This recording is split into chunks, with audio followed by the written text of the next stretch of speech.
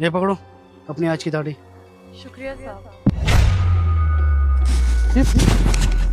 ये तो मेरी बीवी की आवाज है, लेकिन वो तो भाग गई थी ना। फिर लगता है मुझे गलतफहमी हुई है, एक बार देखता हूँ। ये तो मेरी बीवी है और ये बच्चा, लगता है बच्चा उस आशिक का है, या फिर मुझे पता करना होगा।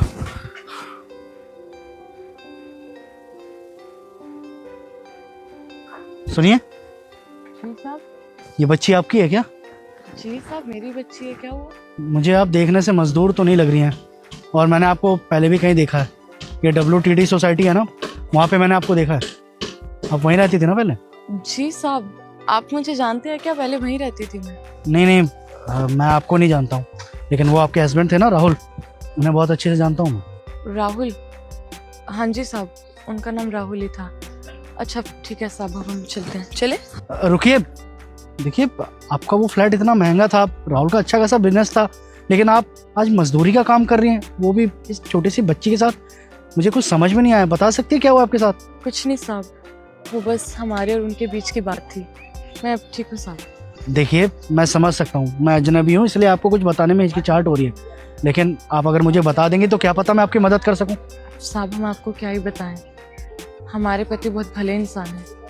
उन्हें तो ये भी नहीं पता कि हम जिंदा हैं भी या नहीं। दरअसल साहब, हमने और हमारे पति ने लव मैरिज की थी।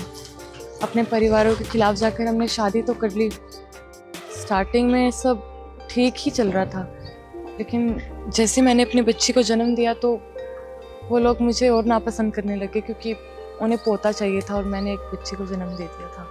और साहब उनका कहना था कि उनको अपने घर में पहला बच्चा लड़का चाहिए। अब ये सब मेरे हाथ में नहीं है ना साहब। मेरे ससुर और मेरी सासू माँ इस बात से मुझसे बहुत गुस्सा रहने लगी, बहुत आने देने लगी। मेरे पति को तो इस बारे में कुछ पता भी नहीं था, क्योंकि वो अपने बिजनेस के सिलसिले में विदेश जाते रहते थे।